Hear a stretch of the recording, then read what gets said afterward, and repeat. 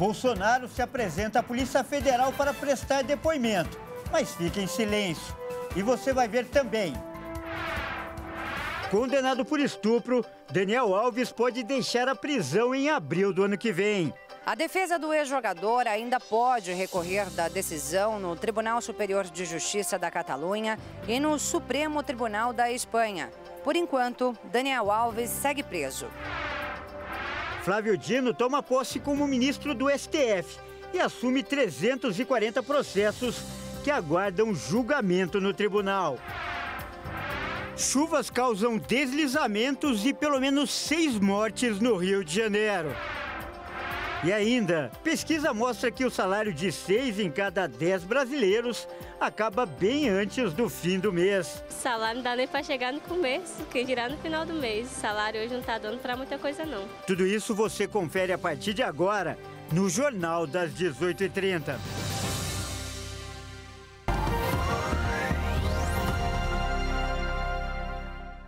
Olá, seja muito bem-vindo. Nós estamos ao vivo. São 18 horas e 33 minutos pelo horário de Brasília. Eu sou o Kleber Werneck e a partir de agora você confere comigo as notícias do Brasil e do mundo desta quinta-feira.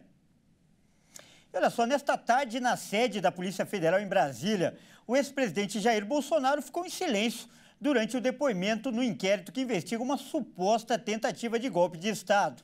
O ex-presidente Jair Bolsonaro não respondeu às perguntas dos policiais federais que investigam a suposta tentativa de golpe de Estado. O ex-chefe do executivo chegou à sede da Polícia Federal em Brasília por volta das 2h20 da tarde. Ele ficou no local por menos de meia hora. O advogado de defesa de Bolsonaro, Paulo Cunha, negou qualquer participação dele em um plano golpista. O presidente Bolsonaro nunca foi simpático a qualquer tipo de movimento golpista. Que isso fique claro. Cunha reclamou que a defesa não teve acesso total ao inquérito, por isso optou pelo silêncio. Esse silêncio, quero deixar claro que não é simplesmente o uso do exercício constitucional ao silêncio, mas uma estratégia baseada no fato de que a defesa não teve acesso a todos os elementos por quais estão sendo imputados ao presidente a prática de certos delitos.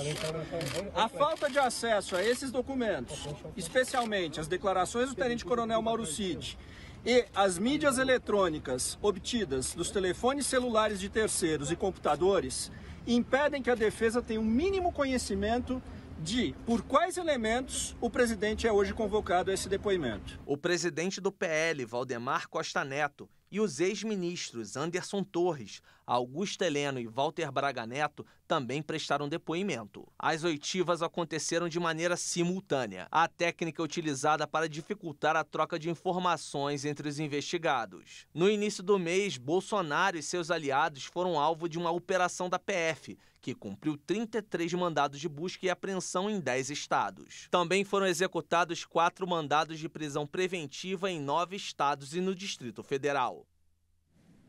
Olha aí, para você que nos assiste entender melhor os detalhes técnicos desse depoimento de hoje, nós vamos conversar agora com um especialista. Nosso convidado é o advogado criminalista Leonardo Wattmann. Primeiro, eu quero agradecer e desejar uma boa tarde, aliás, uma boa noite, doutor. Seja muito bem-vindo. Olá, Kleber. Eu que agradeço e dou aqui os meus cumprimentos a você e também a todos os telespectadores da HIT TV. Doutor, explica para a gente primeiro essa estratégia utilizada pela Polícia Federal de colher depoimentos ao mesmo tempo. Isso acaba sendo uma estratégia para tentar evitar que as partes envolvidas combinem um mesmo depoimento, combinem uma linha de depoimento, apesar do ministro Alexandre de Moraes já ter impedido essas partes, essas pessoas, de se comunicarem. Mas, mesmo assim, mesmo diante dessa proibição formal do ministro Alexandre de Moraes, a Polícia Federal tomou o cuidado de colocar todos prestando depoimento ao mesmo tempo, para que um não tenha acesso ao depoimento do outro e depois vá depor. Doutor, e como a gente viu, o ex-presidente optou por ficar em silêncio. Isso pode ser bom ou ruim para ele, claro, considerando a alegação da defesa que não teve acesso total ao inquérito. Bom, Kleber, primeiro vamos falar em relação à alegação da defesa. A defesa alega que não teve acesso ao conteúdo completo dos autos. Como criminalista, eu vou te dizer que isso é bastante comum. Nós sofremos muito quando nós tentamos acesso aos autos. Muitas vezes as cópias, o acesso nos é negado ou nos é fornecido acesso à parte da investigação. Bom, então eu não duvido que essa alegação da defesa seja verdadeira. Agora, com relação ao direito do Bolsonaro de ficar em silêncio, isso é um direito previsto na Constituição. Nós vivemos num Estado democrático e essa previsão de permanecer em silêncio está, inclusive, prevista em 3 dispositivos distintos. É previsto na Constituição Federal, é previsto no Código de Processo Penal, em 2 momentos, nos artigos 186 e no artigo 198. Agora, discussões habeas corpus que vêm sendo julgados pelo Supremo, pelo STJ, já deixaram claro, inclusive, que esse direito ao silêncio não é cabível só a quem está sendo acusado, até as testemunhas têm direito a esse silêncio. E isso não pode ser revertido em desfavor de quem ficou em silêncio. Não pode, de forma alguma, ser interpretado como um silêncio porque a pessoa é culpada. Tá certo, doutor. Eu vou pedir para o senhor continuar com a gente e acompanhar essa outra reportagem. Olha só, hoje a Justiça da Espanha condenou o ex-jogador Daniel Alves por estupro. Acompanhe na reportagem. A condenação de Daniel Alves pelo Tribunal de Barcelona chega apenas 2 semanas após o fim do julgamento.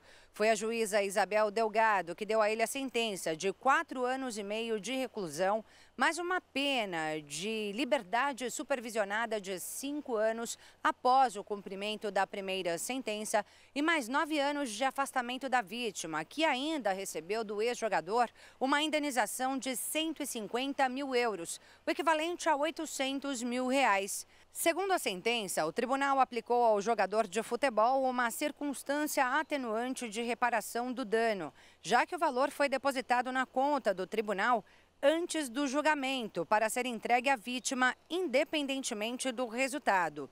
E esse fato expressa, segundo o tribunal, uma vontade reparadora. O julgamento de Alves durou 3 dias e terminou no dia 7 de fevereiro, quando o jogador prestou depoimento. Na sessão, ele negou a agressão aos prantos. Enquanto isso, a defesa de Daniel pediu a liberdade condicional e a absolvição dele. Por outro lado, o Ministério Público Local pediu 9 anos de prisão e a defesa da vítima 12 anos de reclusão. Ao todo, a Justiça ouviu 28 testemunhas. A sentença diz que o tribunal considera provado que o acusado agarrou bruscamente a denunciante e a derrubou no chão, impedindo-a de reagir. Com isso, se configura o uso de violência no ato.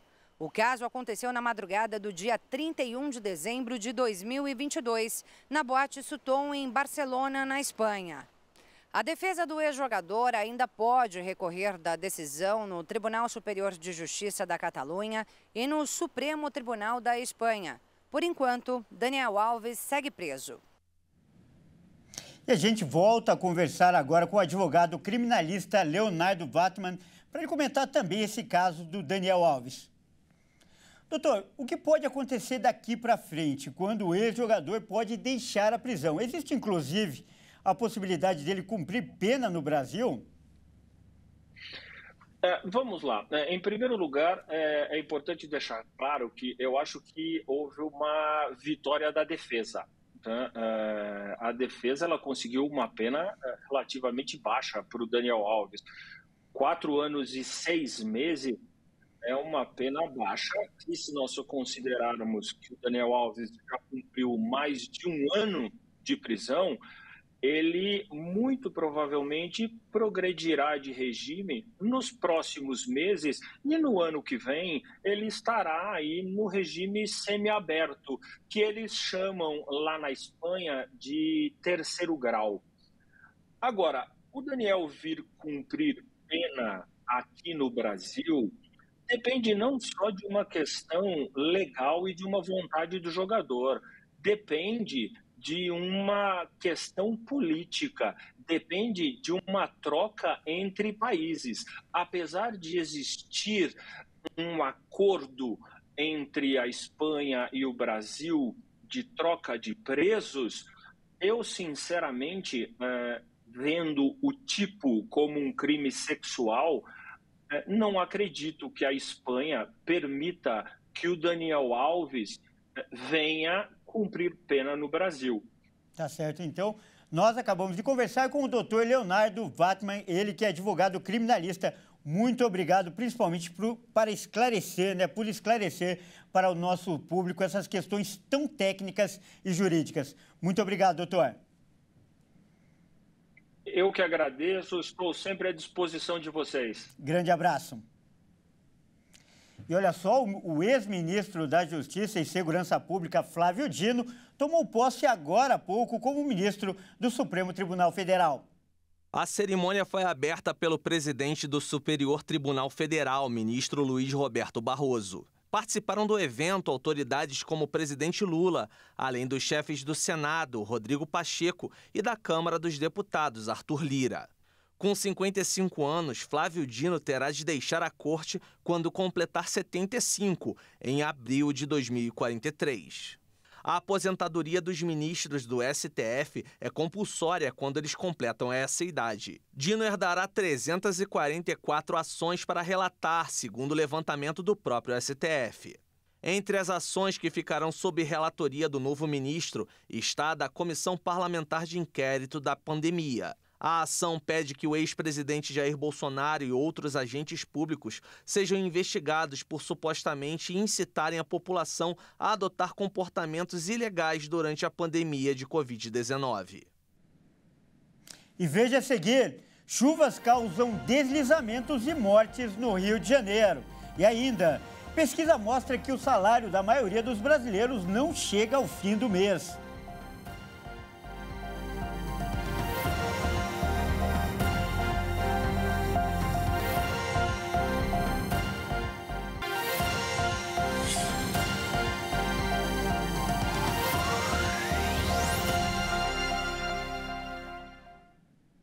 Mais uma vez, seja muito bem-vindo. Nós estamos de volta e ao vivo. São 18 horas e 47 minutos pelo horário de Brasília.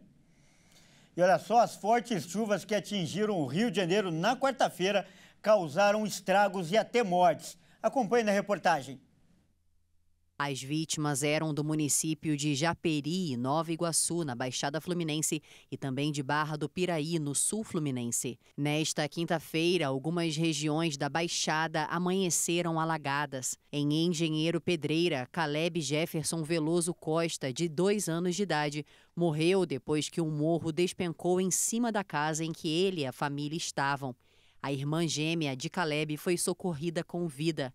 Os pais haviam acabado de sair do imóvel para socorrer a avó quando um deslizamento de terra atingiu o local e soterrou as crianças. Em São Paulo, as chuvas intensas causaram grandes estragos nesta última semana. Em 24 horas, municípios como Aparecida do Norte, Campos do Jordão e Bragança Paulista acumularam máximas de 120 milímetros de chuva. Na terça-feira, uma idosa morreu em Aparecida do Norte após tentar salvar o neto arrastado por uma enxurrada. Já em São José dos Campos, a forte queda d'água causou pontos de alagamentos, quedas de árvores e desabamento na região. Já no Nordeste do Brasil, Tocantins e também no norte de Minas Gerais e Espírito Santo, a previsão é de muita chuva até o fim desta semana. A situação mais extrema foi registrada na cidade de São João do Piauí, no centro-sul do Piauí, onde houve registro de 352 milímetros de chuva entre os dias 18 e 21 de fevereiro, de acordo com o Instituto Nacional de Meteorologia.